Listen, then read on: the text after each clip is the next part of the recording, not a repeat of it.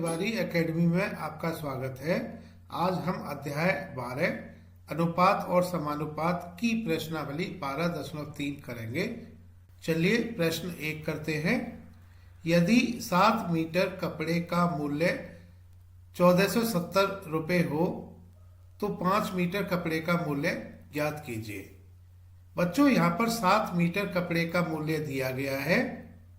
हम लिख लेते हैं कि 7 मीटर कपड़े का मूल्य बराबर 1470 रुपये। अब बच्चों, हम 7 मीटर कपड़े का मूल्य दिया गया है, इससे हम 1 मीटर कपड़े का मूल्य निकाल लेते हैं। तो 1 मीटर कपड़े का मूल्य बराबर, इसको हमने 1470 रुपये को भाग देना होगा 7 मीटर से, तो यह 1470 बटा 7 हो जाता है। तो यहाँ पर हम 1470 को 7 से भाग कर लेते हैं। 7 गुणा 2 बराबर 14 होता है। अब हम 7 उतार लेते हैं। 7 गुणा 1 बराबर 7 होता है। बाकी बचे शून्य को 21 के साथ रख लेते हैं। तो इस तरह से 1470 बटा 7 बराबर 210 होगा। तो 1 मीटर कपड़े का मूल्य बराबर 210 रुपये। अब हम 5 मीटर कपड़े का मूल्य ज्ञात कर लेते हैं। तो 5 मीटर कपड़े का मूल्य ज्ञात करने के लिए हमने 210 रुपये को 5 से गुणा करना होगा। ये गुणा कर लेते हैं हम। 5 गुणा 0 बराबर 0, 5 गुणा 1 बराबर 5, 5 गुणा 2 बराबर 10। तो यह 1050 आ जाता है। तो बच्चों, 5 मीटर कपड़े का मूल्य 1050 रुपये होगा। इस प्रश्न में हमने पहले 1 मीटर कपड़े का मूल्य निकाला, क्योंकि 7 मीटर कपड़े का मूल्य दिया हुआ था। और 1 मीटर कपड़े का मूल्य निकालने के बाद हम 5 मीटर कपड़े का मूल्य 5 से गुणा करके प्रति मीटर कपड़े का जो मूल्य है उसको 5 से गुणा करेंगे तो हमें 5 मीटर कपड़े का मूल्य आ जाएगा। प्रश्न 2, एकता 10 दिन में 3000 अर्जित करती है। 3000 रुपये अर्जित करती है। 30 दिन में वह कितना अर्जित करेगी? बच्चों, इसके लिए भी हम पहले 1 दिन में कितना अर्जित करेगी यह निकाल लेंगे, और 1 दिन का अर्जित करने का जो मान आएगा उसको हम 30 से गुणा करेंगे तो हमें 30 दिन में वह कितना अर्जित करेगी यह प्राप्त हो जाएगा। तो हम लिख लेते हैं कि एकता 10 दिन में अर्जित करती है बराबर 3000 रुपये। अब हम इससे एकता 1 दिन में कितना अर्जित करेगी यह निकाल लेते हैं। इसके लिए हमने 3000 रुपये को 10 से भाग करना होगा। 3000 को हम 300 गुणा 10 लिख सकते हैं बटा 10। 10 से 10 कट जाता है। तो एकता द्वारा 1 दिन में अर्जित किया गया 300 रुपये। अब हम एकता 30 दिन में कितना अर्जित करेगी यह निकाल लेते हैं। एकता 30 दिन में अर्जित करेगी बराबर 30 को हम 1 दिन में अर्जित किए गए रुपए से गुणा कर लेते हैं, तो यह 9000 रुपये आ जाता है। प्रश्न 3, यदि पिछले 3 दिन में 276 मिलीमीटर वर्षा होती है तो 1 सप्ताह में कितने सेंटीमीटर वर्षा होगी, वह मानते हुए कि वर्षा उसी गति से हो रही है। बच्चों, यहाँ पर हम पहले लिख लेते हैं कि 3 दिन में वर्षा होती है बराबर 276 मिलीमीटर। 276 मिलीमीटर 3 दिन में वर्षा होती है, तो 1 दिन में वर्षा होती है बराबर, इसके लिए हमने 276 को 3 से भाग करना होगा। बच्चों, यह भाग कर लेते हैं। 3 गुणा 9 बराबर 27 होता है। 7 से 7 गया 0, 2 से 2 गया 0, 6 को उतार लेते हैं। 3 गुणा 2 बराबर 6। तो इस तरह से हम कह सकते हैं कि 276 बटा 3 बराबर 92 होगा। तो 1 दिन में वर्षा होती है बराबर 92 मिलीमीटर।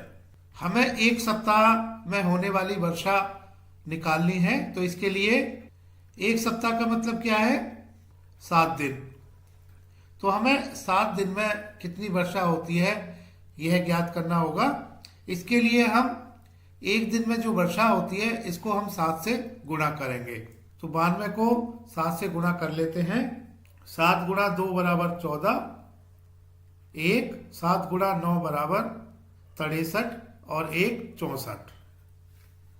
तो 92 गुणा 7 बराबर 644।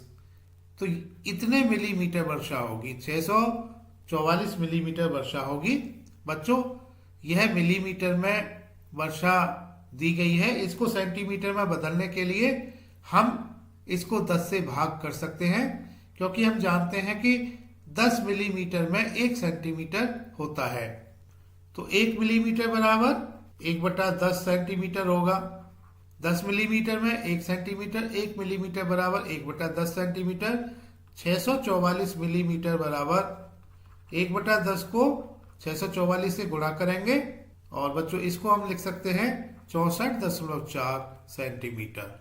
तो बच्चों हम कह सकते हैं कि एक सप्ताह में 64.4 सेंटीमीटर वर्षा होगी।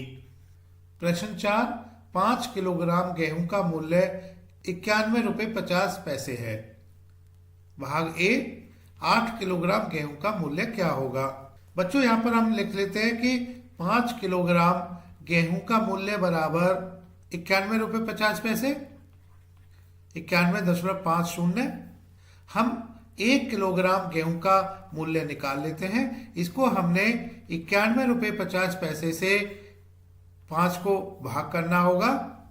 5 गुणा 1 बराबर 5, 9 में से 5 गया तो 4 बचा, 1 को हम उतार लेते हैं। 5 गुणा 8 बराबर 40, 1 में से 0 गया तो 1, 4 में से 4 गया तो 0, 5 उतार लेते हैं। 5 गुणा 3 बराबर 15, 15 ऋण 15 बराबर 0 होगा और इस बची हुई 0 को हम 183 के आगे लिख देते हैं। अब दशमलव 2 स्थानों के बाद है तो दशमलव को यहाँ पर 2 स्थानों के बाद लगा लेते हैं। तो 1 किलोग्राम गेहूं का मूल्य 18 रुपये 30 पैसे होगा। 18.30। 8 किलोग्राम गेहूं का मूल्य निकालने के लिए हमें 18 रुपये 30 पैसे को 8 से गुणा करना होगा। यह गुणा कर लेते हैं। 8 गुणा 0 बराबर 0, 8 गुणा 3 24 होता है, 4 2, 8 गुणा 8 बराबर 64, 64 और 2 66, 6, 8 गुणा 1 बराबर 8, 8 और 6 14। दशमलव 2 स्थानों के बाद लगाएंगे क्योंकि 18.30 में दशमलव 2 स्थानों के बाद है। तो 8 किलोग्राम गेहूं का मूल्य 146 रुपये 40 पैसे होगा। भाग बी में पूछा गया है 183 रुपये में कितना गेहूं खरीदा जा सकता है। बच्चों पहले तो हम लिख लेते हैं कि 91 रुपये 50 पैसे में कितना गेहूं खरीदा जा सकता है। तो 91 रुपये 50 पैसे में खरीदा जा सकता है 5 किलोग्राम गेहूं। अब हम यह निकाल लेते हैं कि 1 रुपये में कितना गेहूं खरीदा जा सकता है। तो इसके लिए हमने 5 को 91.50 से भाग करना होगा। तो 1 रुपये में जो गेहूं खरीदा जाएगा यह 5/91.50 इतने किलोग्राम गेहूं होगा। अब हम 183 रुपये में कितना गेहूं खरीदा जा सकता है, इसको प्राप्त करने के लिए 5/91.50 को 183 से गुणा करेंगे। तो रुपये 183 में खरीदा जा सकता है बराबर 5/91.50 गुणा 183 किलोग्राम गेहूं। इसको हल कर लेते हैं। इसको बच्चों हम लिखेंगे 5 गुणा 183 गुणा 100। यह 100 हमने 91.50 में से दशमलव हटाने के बाद इस 100 को लिखा हुआ है, क्योंकि 91.50 में 2 स्थानों के बाद दशमलव है। 2 स्थानों के बाद दशमलव, इसको हटाने के लिए हम 100 से इसको गुणा करेंगे। तो बच्चों 0 से 0 कट जाता है। 5 से भाग करेंगे तो 1 बार जाएगा और 915 को 5 से भाग करेंगे तो यह 183 बार जाएगा। 183 से 183 कट जाता है तो 1 गुणा 10 बराबर 10। 183 में 10 किलोग्राम गेहूं खरीदा जा सकता है। प्रश्न 5, पिछले 30 दिनों में तापमान 15 डिग्री सेल्सियस गिरता है। यदि तापमान की गिरावट इसी गति से जारी रहे तो अगले 10 दिन में तापमान कितना डिग्री गिरेगा। तो बच्चों यहाँ पर 30 दिनों में तापमान 15 डिग्री सेल्सियस गिर जाता है। इसको हम लिख लेते हैं कि 30 दिनों में तापमान गिरता है बराबर 15 डिग्री सेल्सियस। एक दिनों में तापमान गिरता है बराबर, इसके लिए हम 15 को 30 से भाग करेंगे, इतने डिग्री सेल्सियस तापमान गिरेगा। 15 को हम 15 गुणा 1 और 30 को 15 गुणा 2 लिख सकते हैं। 15 से 15 कटने के बाद यह 1/2 आ जाता है। तो एक दिन में तापमान गिरता है 1/2 डिग्री सेल्सियस। हमें निकालना है कि अगले 10 दिनों में तापमान कितने डिग्री गिरेगा। तो इसके लिए हम 1/2 को 10 से गुणा करेंगे।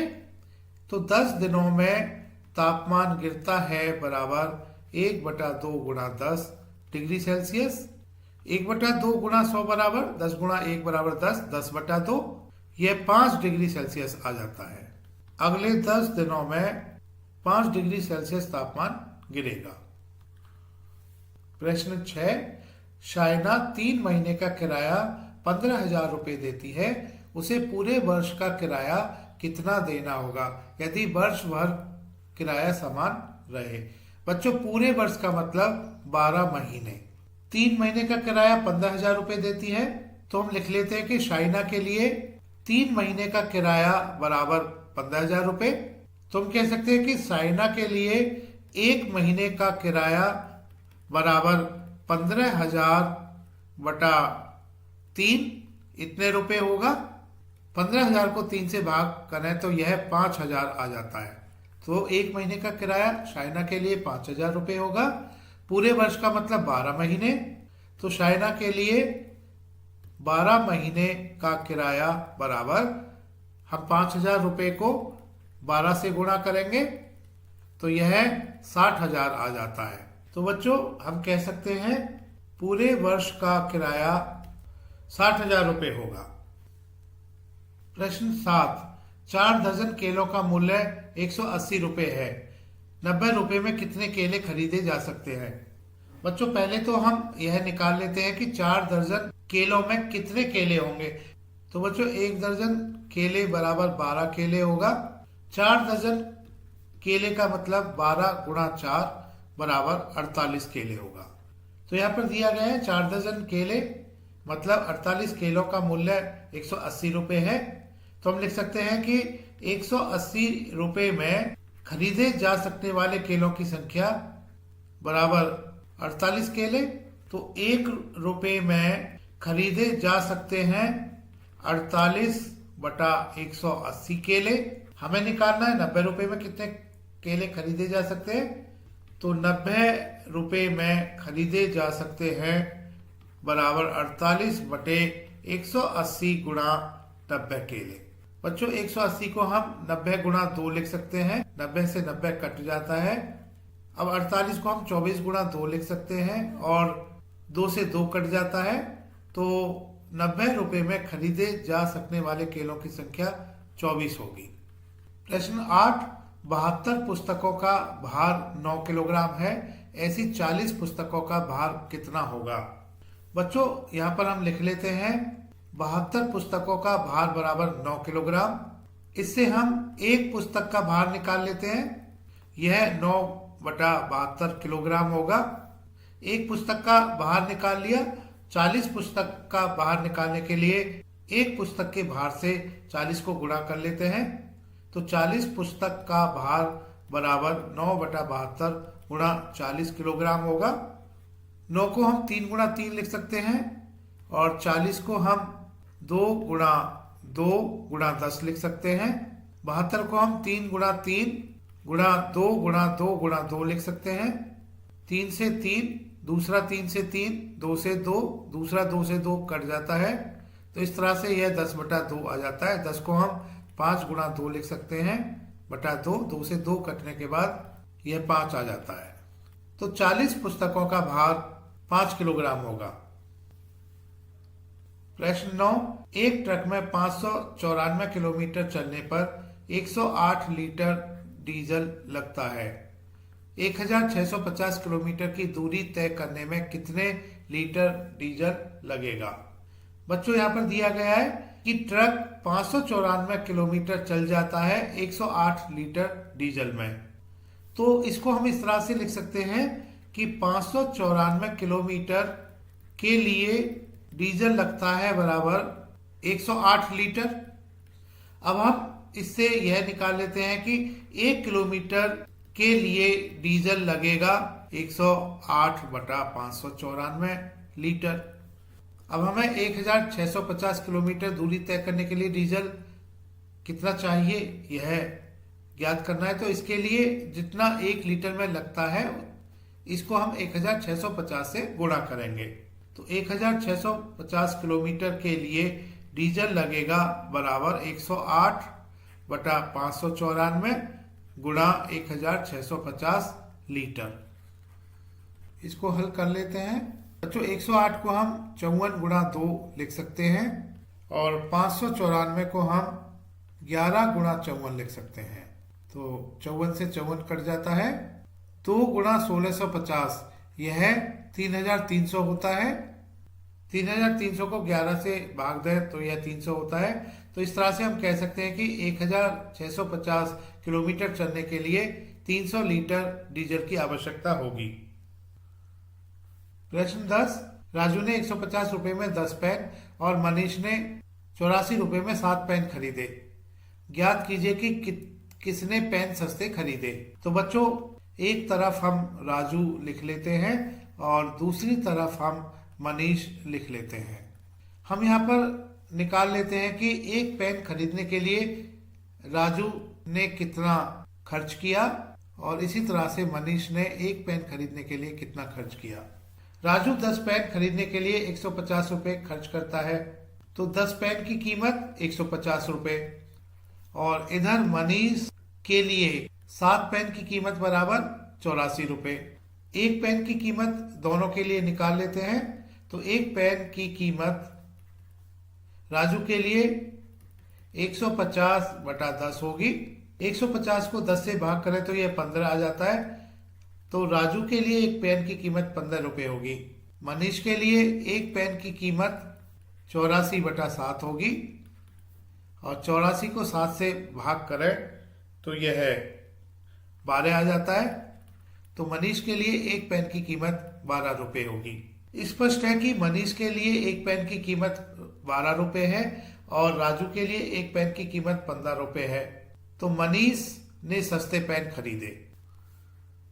प्रश्न 11, अनीश ने 6 ओवर में 42 रन बनाए और अनूप ने 7 ओवर में 63 रन बनाए। एक ओवर में किसने अधिक रन बनाए? तो बच्चों यहाँ पर हम अनीश को लिख लेते हैं एक तरफ और अनूप को लिख लेते हैं इसके बराबर में दूसरी तरफ। तो अनीश के लिए लिख लेते हैं कि 6 ओवर में बनाने वाले रनों की संख्या बराबर 42 रन और इधर अनूप के लिए लिख लेते हैं कि 7 ओवर में बनाने वाले रनों की संख्या बराबर 63 रन। तो अनीश के लिए एक ओवर में रन बनाए गए बराबर 42 बटा 6 और अनूप के लिए एक ओवर में रन बनाए बराबर 63 बटा 7। 42 को 6 से भाग दें तो यह 7 आ जाता है। तो अनीश ने एक ओवर में 7 रन बनाए और इधर 63 को 7 से भाग दें तो यह 9 आ जाता है। तो अनूप ने एक ओवर में 9 रन बनाए। स्पष्ट है कि 7 रन कम होते हैं 9 रन से। तो अनूप ने ज्यादा रन बनाए अनीश से। तो हम कह सकते हैं कि अनूप ने एक ओवर में अधिक रन बनाए। बच्चों, तिवारी एकेडमी देखने के लिए धन्यवाद।